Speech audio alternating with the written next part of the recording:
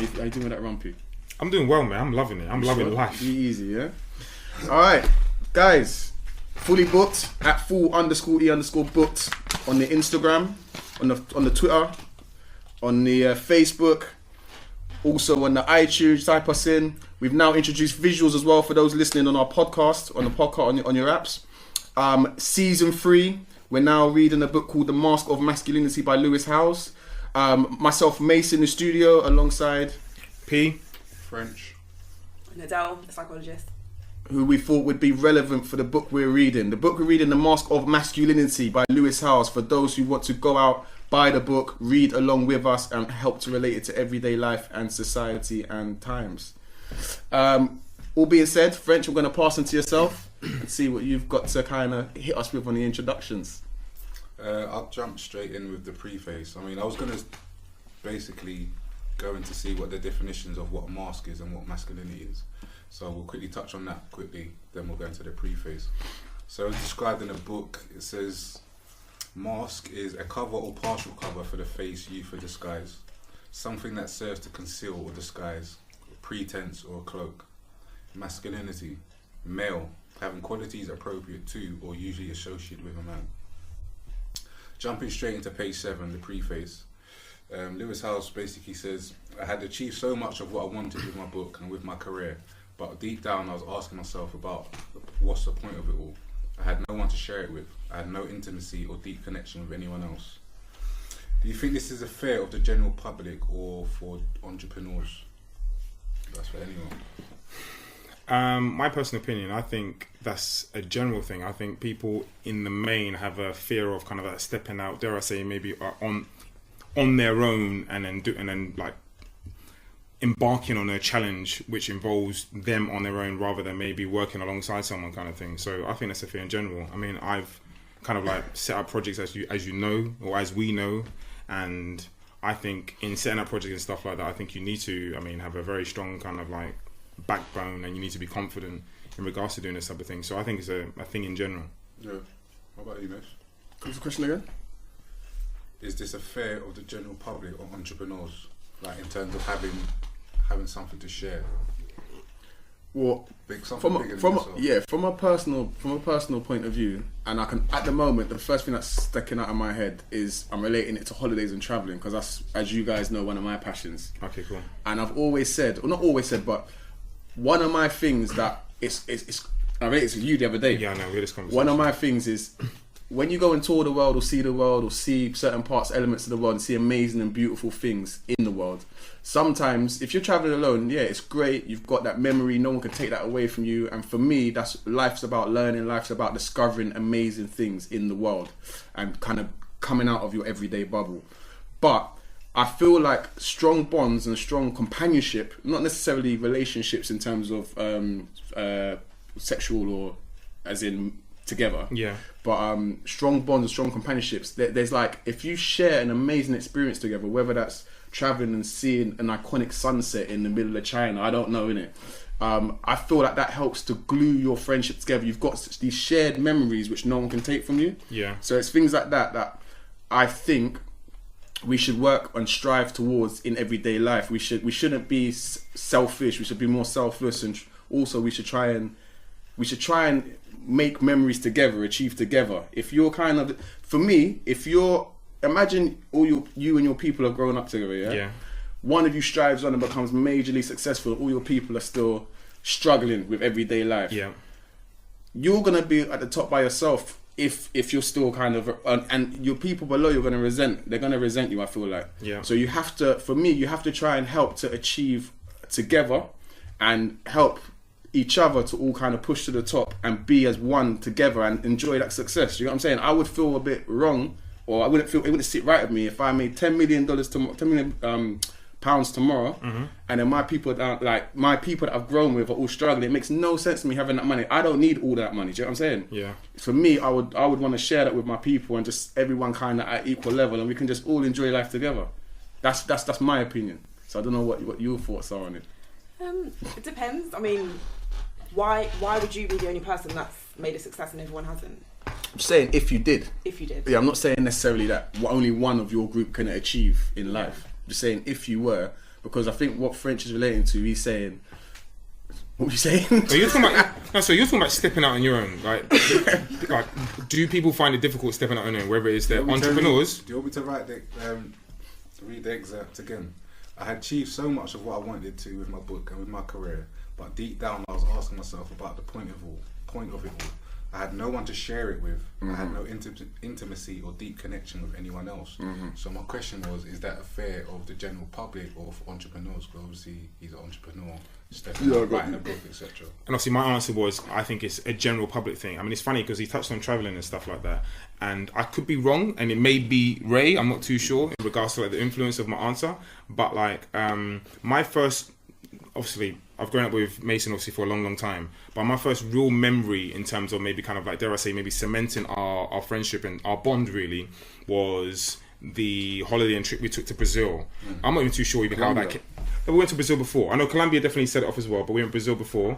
And then from there, obviously, we went Colombia, obviously, when I went travelling for 3 months. But Brazil kind of cemented it in regards to our friendship, because Brazil was an amazing holiday. Then obviously, when we went to Colombia, where obviously I went on holiday for 3 months, again, obviously, the experiences we had there were... In fact, yeah, things were kind of new again, dare I say, because I hadn't been away with Mason for... In fact, obviously, I've been away with you when Brazil was like about 9-10 days, but Colombia again obviously was a long period of time kind of thing, and it was a little bit different because last time we were staying in hotels, whereas this time we were actually backpacking, where we're staying in hostels and stuff like that. So the environment obviously is a little bit different for myself, because it was my first time. Obviously, Mason obviously had experienced it before, but I felt it kind of like changed the dynamic obviously of our friendship kind of thing. And for me, from then onwards, obviously I think we're always going to be friends anyway. But for me, it kind of cemented our friendship for life, dare I say. How does that relate to the question? That was nice, touching. No, it was touching. No. I'm sorry. I've actually. No, you were talking about sharing. No. I guess that's in the context of intimate relationships. Yes. So that's going to be your kind of significant other, as opposed to like friendships. What you said? Shut up, man. It's in relation to fear of entrepreneurs of achieving by themselves. Is that it a fear of the general public, or is it more of an entrepreneurial thing? So, a fear of achieving something and not having nothing to share it with. So basically, if you work for a big company and you get the big promotion, you go home and there's no one there to say, "Oh, babe, I've got the big promotion." Like, is that something? Do you know? Sorry to cut you up. So the apologies. Now, I want to explain obviously why I said that. It's obviously because when I've gone traveling previously, obviously I've gone traveling with Mason in Brazil, been in South America, and then obviously I've gone in Central America, and we've discussed obviously over the past couple of weeks that, although my stories have been fantastic and stuff like that, by and large, obviously my friends here in London, I've had no one really to share it with. But obviously when I went Colombia with Mason, I was able to share those fantastic experiences with him. So when I'm explaining what took place in Nicaragua, Costa Rica, or whatever, or what have you, and because of my experiences in Colombia, he's able to relate. Does that make sense? And then from there, obviously, not that our bond obviously becomes stronger, but that we're kind of sharing that same type of energy we had God knows how many years ago, like here and now. Does that kind of make a bit more sense? Well, I hope it does anyway. I hope it does. Well, it makes sense to me anyway. I don't know if it's... No more. I don't, because I think what you're kind of guiding towards is, do entrepreneurs have a different mindset almost? Are they maybe...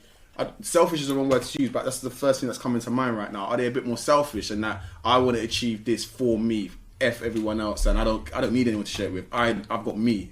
And whereas, because I know what you're saying, when you kind of gave the example with coming home from a big promotion and no one to share it with, it's almost like, does it even matter then? Do you know what I'm saying? That feeling like, if you can't share it with someone, like what's the point?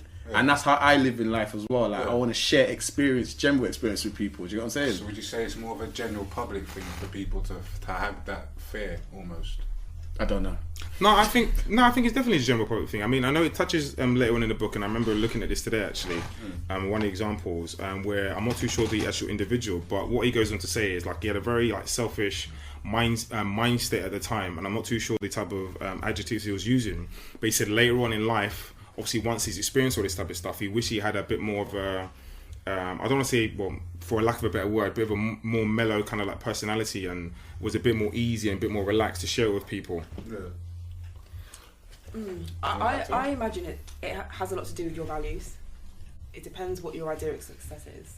So he's into sports, right? Yeah, he is. Yeah, he was a sportsman. So imagine he's part of the team. What is his idea of success within that team? Is it the fact that he's part of the team? Yeah. Is it the fact that he's captain of the team? Yeah. would it be good enough for him to just be the mascot on the team? It depends on what his values are and what success means. You raised a good point, because actually later on in the book he talks about team and what role you play in the team and how you feel about a personal success and the team success. That's a good point. He does, yeah. Alright, so French, what was your... Sorry, because I want to get your opinion. Because that question had us it's going I in think roundabouts. personally it's a general public thing. I think it's general, but moving on. Going on to the Yes, introduction. French. On page 1, I was the way I was taught by my dad, just like his dad taught him, just like we've all seen on TV and in the movies. I was following their lead on the path to becoming a real man.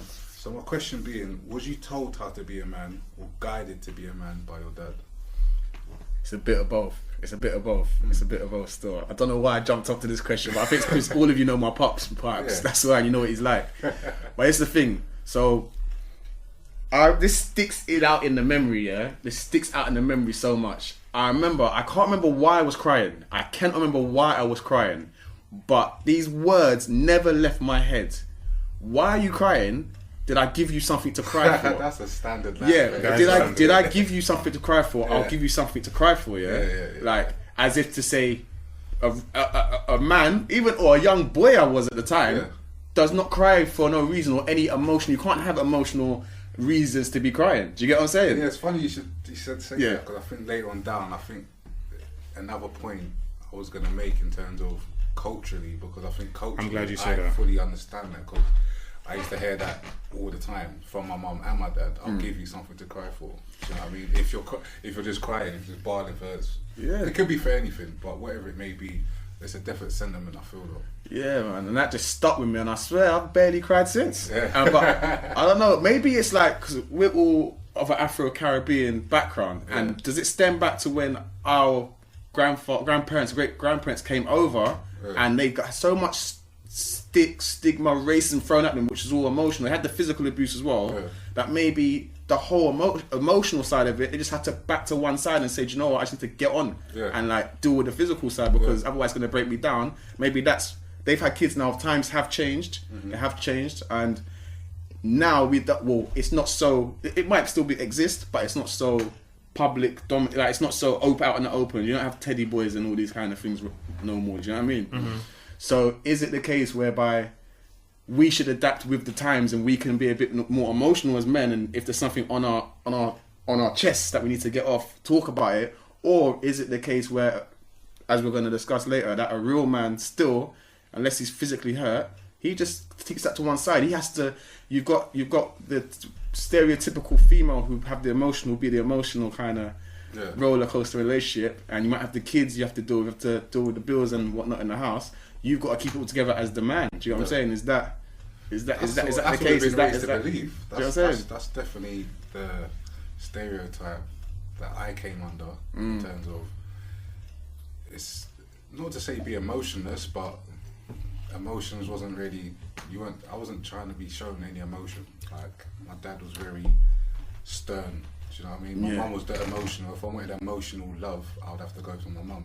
In regards to my dad, it was straight discipline. Do you know what I mean? So in terms of the question, was I told how to be a man or guided? I think I was more told how to be a man initially, but as I got older, I was kind of guided from a distance, because obviously I get to a certain age and it's like, licks ain't gonna do me nothing, so I can't really tell you what to do. I'm gonna have to kind of guide you and give you advice here and there. So that's where the guidance starts to become more of a implement, rather than I'm telling you, don't do this, don't do that, don't cry when I haven't hit you, or whatever, whatnot. Do you know what I mean? So I think, as you said, I'll probably agree with you. It's a bit of both. I'll be interested to get Adele's thoughts on this, and the reason being because you're the female in the room, and I know you've got siblings, right? Yeah. Got brother. Yeah. So it might be good to get your perspective on kind of growing up in your household, how maybe you was treated and dealt with differently to. You've got a brother, to your brother. I don't know. So, what's your views? Or was your household very open and very express your emotions on the table? No. So I guess it's the same kind of. My brother was would describe his experiences like yours as well. I'll give you something to cry for. Yeah. Boys don't cry. I could cry all the time. I guess maybe because I was the youngest as well. I was just a prolific crier, and it was fine. My sister was the oldest. Yeah. and she was the kind of template model child. So we all had our own kind of identities within that. But when my brother was the only boy, he did take a lot of the guidance from my dad in terms of, you know, men are the strong kind of presence in the house. As you grow, you be successful, you'll be the breadwinner, you provide for the family. Okay, traditional values. Yeah, really traditional. Yeah. And we're West Indian background as well. So those were the kind of morals that were instilled with us. So, yeah.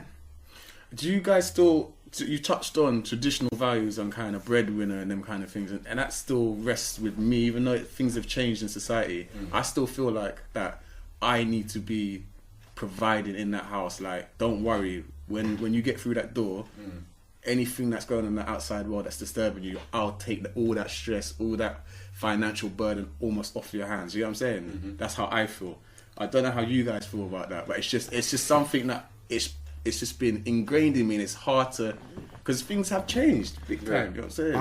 My personal opinion, anyway, like kind of like even backtracking a bit. I know because we discuss, dare I say, the male, and obviously I know female role hasn't been discussed too much, but I think way back when, I think there was a cycle that was put in place. So, for example, just say there was I don't even know, there was someone who for the first time went on a voyage, in terms of being a man and so on and so forth. And I think that individual maybe learned through experience in regards to actually, if this happens, that happens kind of thing. And then from there, obviously, he's passed that information down to his son, actually. He's passing information down to his son as to, well, son, if you're not strong, and if you show your feelings, then people are going to take advantage of you and stuff like that. And I think those kind of like templates were put in place way back when as to kind of like how to behave. And then from there, I think these are molds that people have struggled to break until now, as to where I think a lot of things have changed. I think people have evolved.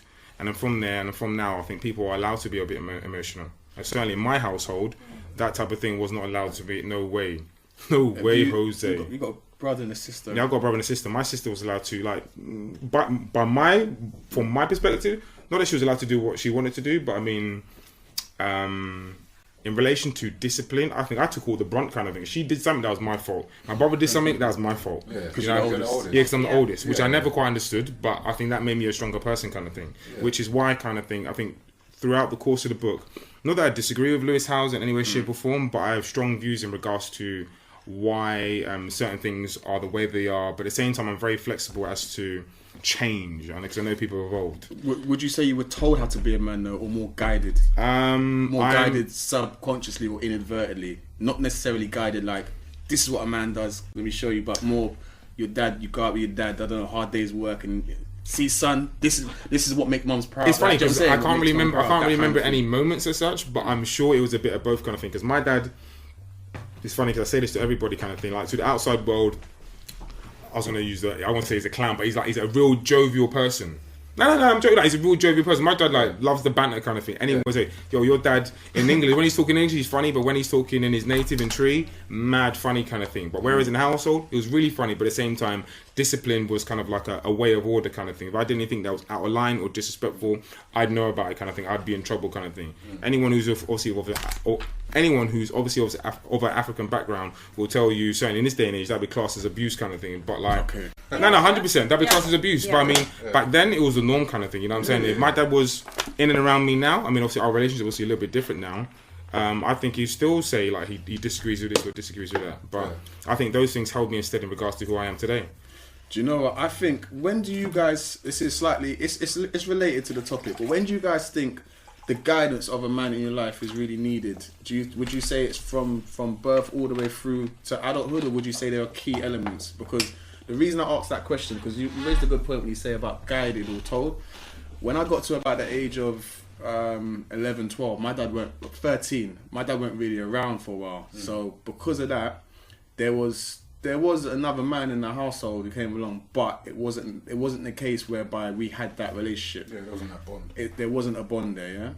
And because of that, it's almost like I don't know. I don't even know who I took guidance from. My peers. I don't know. I'm trying to put a finger on if there's any kind of man figure I took guidance from for those years my dad went around, and they were key years for me.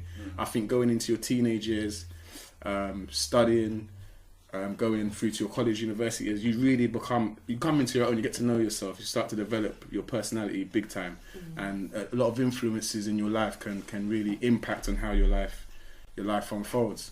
So when I kind of think, I definitely weren't told, and the reason being my pops weren't really around for a while, but I don't know, I'm trying to think who might have guided me, whether it was my peers or whether I just had this idealistic view of this is what a man does. Do you get what I'm saying? Yeah. And I feel like a lot of emotion actually stayed within me because I couldn't express it. I just didn't know how to. And do you know what I mean? Even now, I'm not, it's weird because sometimes I can get mad emotional, but you won't see a tear, a droplet, nothing. And I'm like, is there something wrong with me because of that? I don't understand it, because I do feel stuff. You know, you can watch a sad film on a TV. Yeah. And you know how they paint these films, they got that sorrowing music, you know what I'm saying? Yeah. Proper gets to your heartstrings and that. But I'm like, I don't want to cry, but I'm like, should I be crying? Like, I probably feel emotional, but there's no tears. Do you get what I'm saying? And I'm just like, right, is there... Like, I'm not a cold bastard. I know I'm not. Do you get what I'm saying? But it's weird. It's just a weird thing.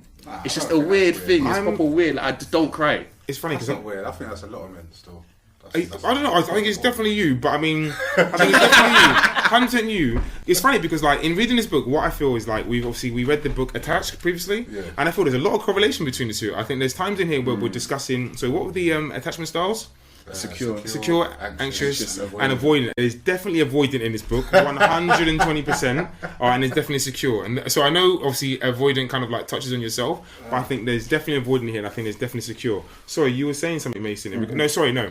I think like those years that you were talking about. I mean, I thought about this kind of clear and hard, and I've wrote obviously some notes about this as well. Yeah. I mean, I think when you're growing up, first and foremost, I think there's a default way kind of like men behave kind of thing as to like a standardized, this is template. Men, they're strong, they're this, they're that, and so on and so forth. And is that from like where? I'm going to say that comes from, I don't know, like me, I'm exaggerating it a lot, but that comes from like, I don't want to say caveman, but way back when kind of thing. That was a preset, this is how men behave.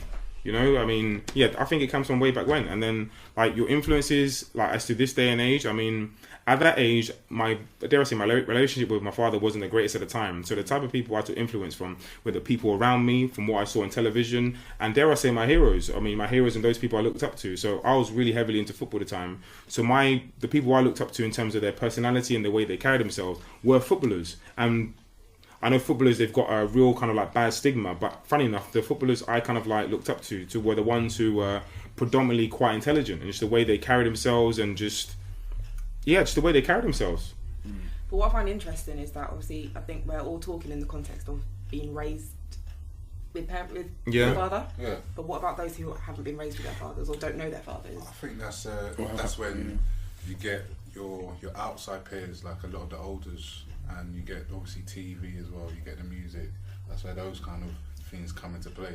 Now, especially because obviously when I was coming up, I was probably one of the very few people who had both parents in their lives and still at home together.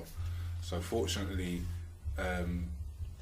me seeing my dad every day wasn't a big deal. Like I almost took it for granted because well, your spot it should be. It should be. It should be. But again, going back to male influences on some of my peers, they didn't have none. So they would then look up to some of the older guys that was in the area, whatever they was doing, whether it was good or bad, but that's who they would get their influences from. Whether it's used to go to a youth club, and the guy that ran the youth club, he was a big influence on a lot of us, or some of the older guys that was a few years older than us was big influences. So the people that didn't have fathers would have looked at those particular individuals as someone to look up to, whether it's in a negative light or a positive light. If you're getting shown a certain amount of attention from this individual that you consider that's older than you and is a man, you're going to get drawn to them, especially if it's like, okay, they're being positive towards you, whether they're doing positive things in their life and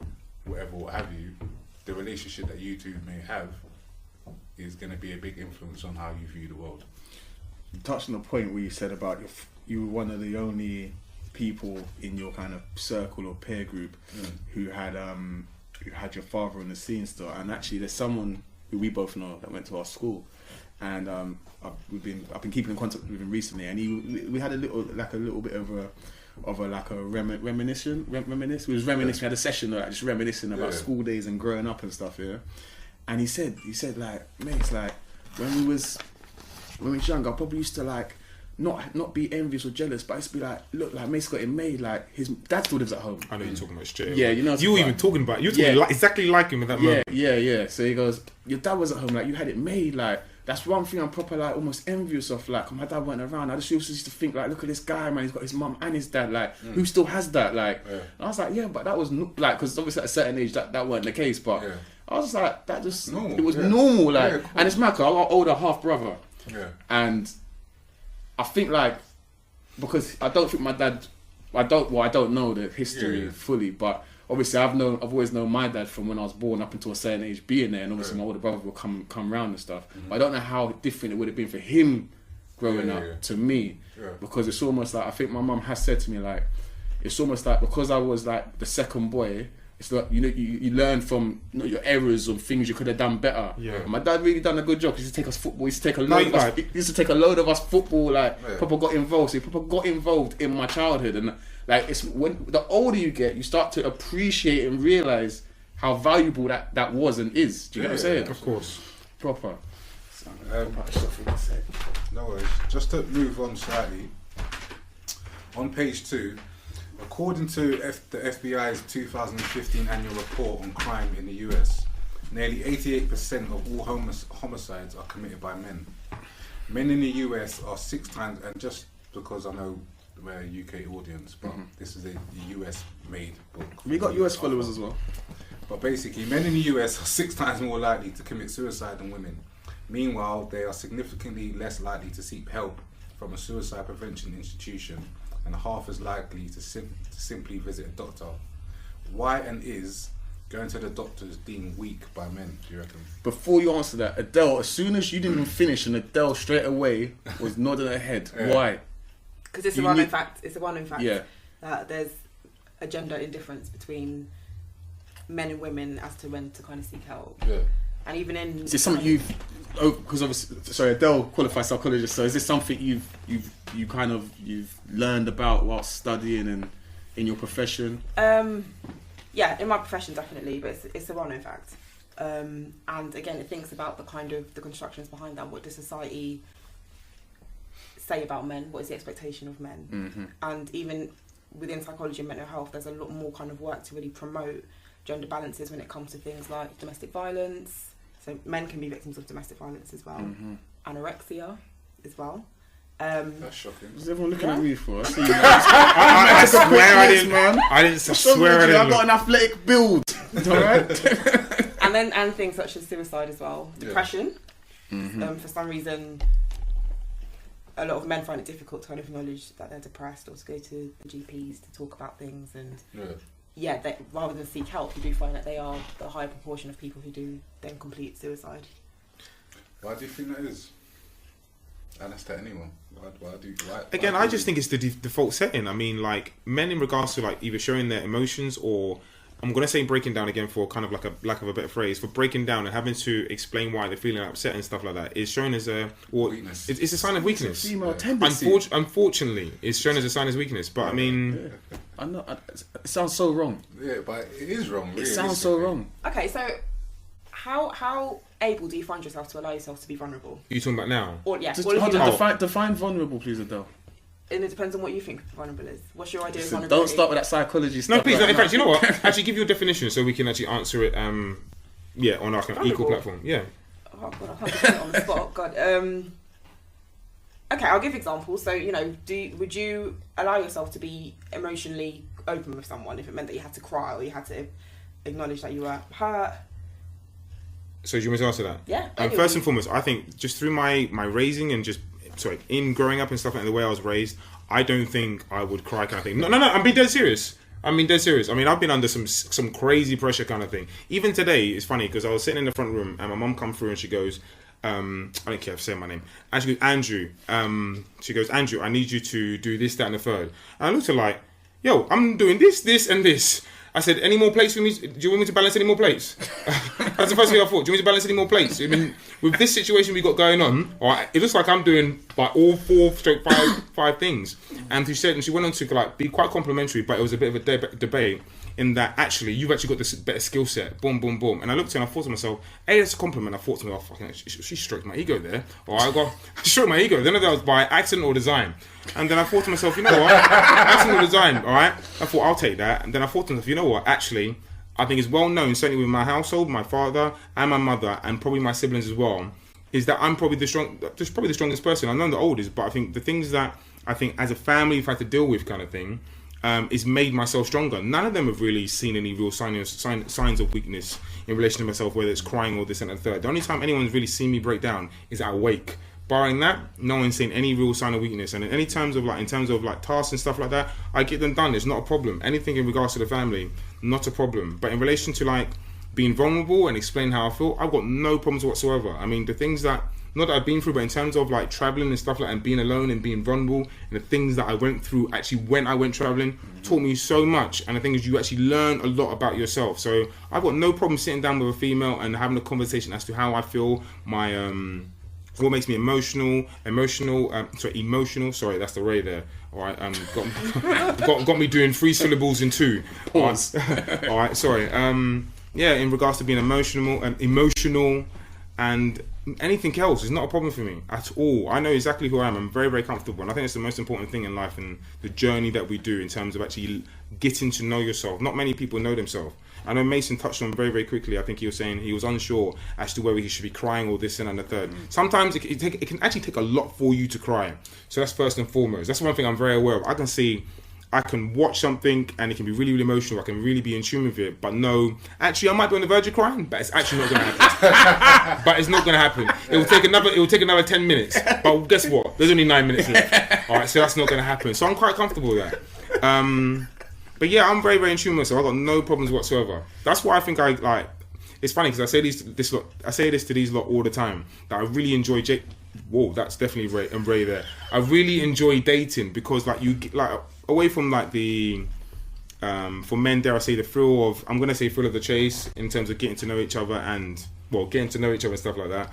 I love the interaction, the conversation, all that type of stuff. And by more often than not, that's kind of what. I don't want to say kind of what the woman is looking for, but I think it kind of like gives you a bit more balance when you're talking to somebody. Okay. What gives you a bit more balance? The conversation in terms of being a bit more in tune with yourself. Yeah, 100%. For me, anyway. Yeah, I love it. Okay, so what about you? Do you allow yourself to be vulnerable? No. No? Okay. No, I'm not a fan.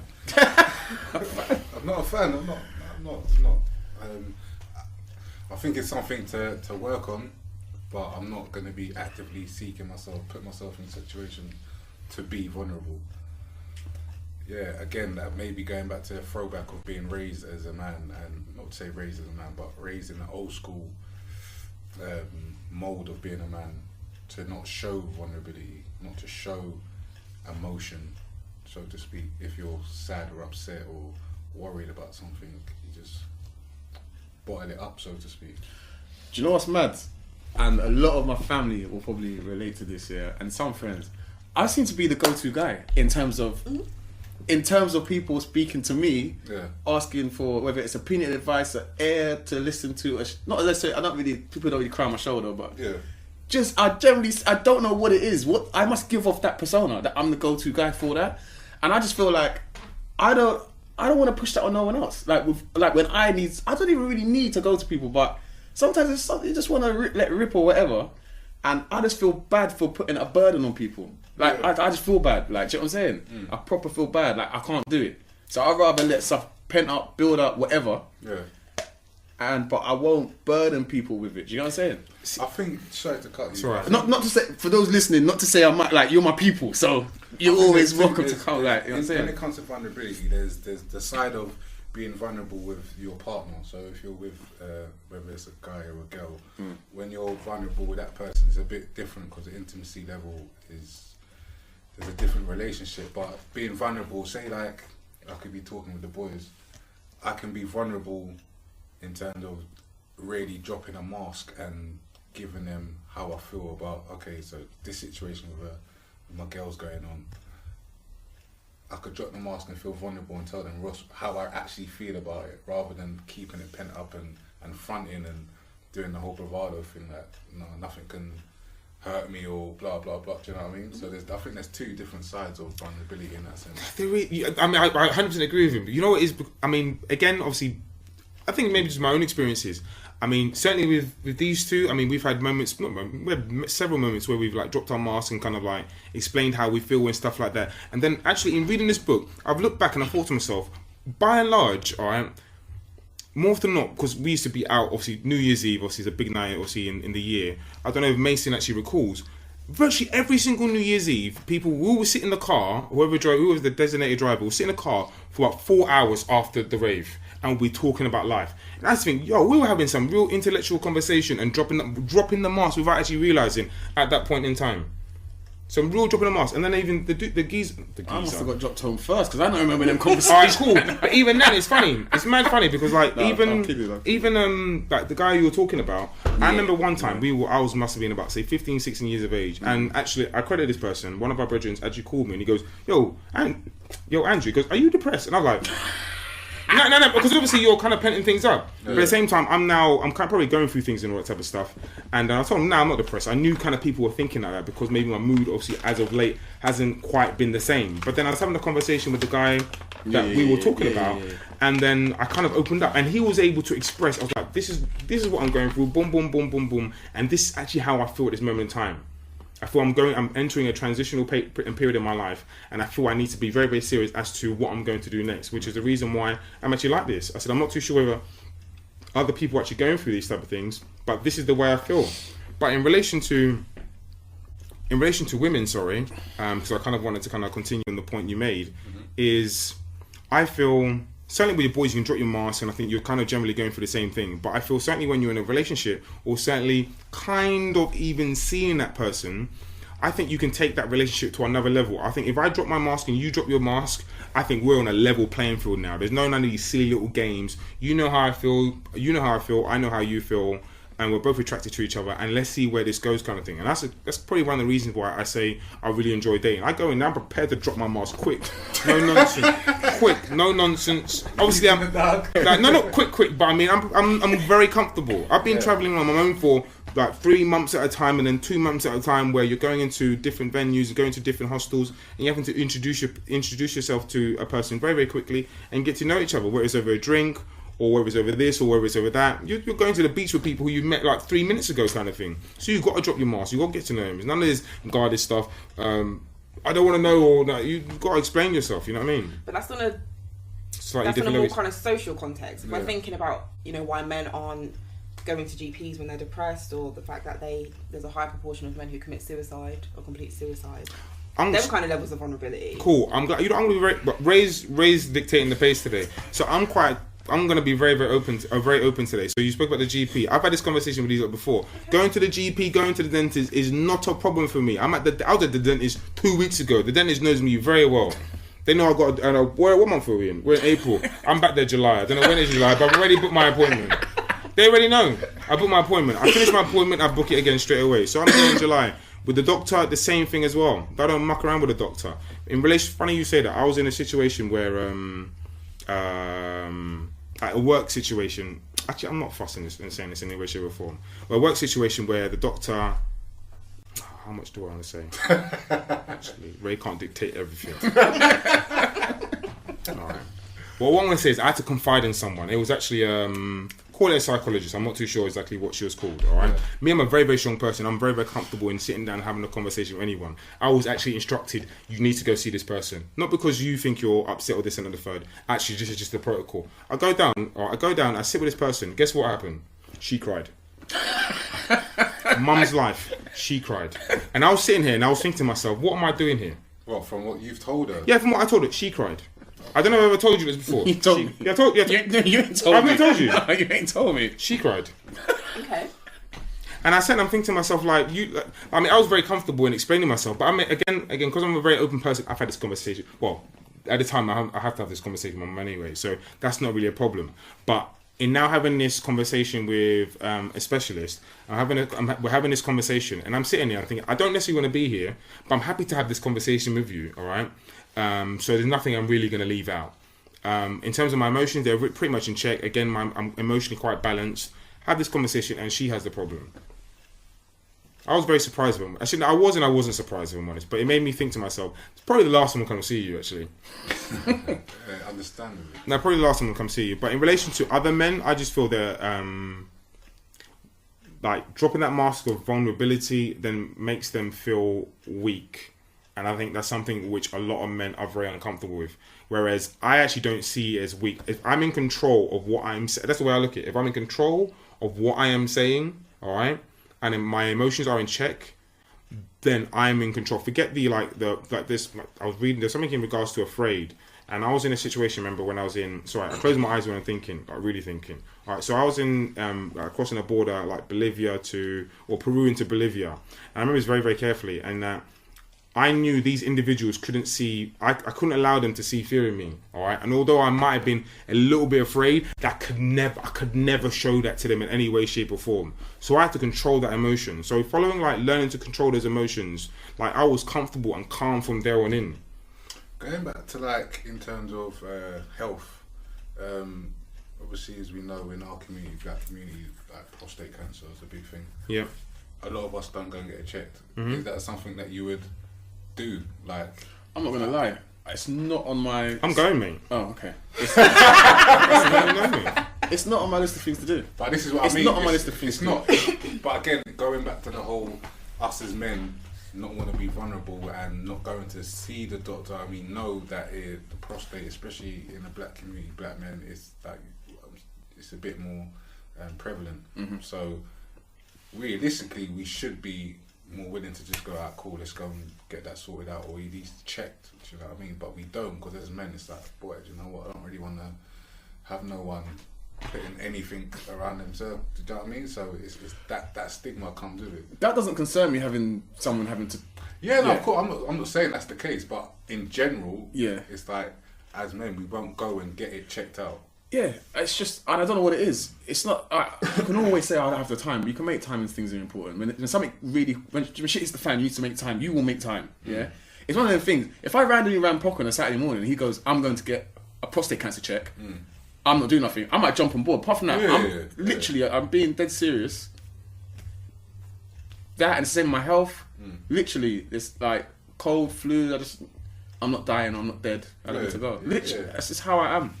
It's how I am. Like, just get on with it. You know, like. Why do you reckon that is though? Because I feel the same way, but I couldn't tell you why. It is what it is. It is. I think it's like there's definitely vulnerability. Like, truly, let's be honest. You're taking your clothes off.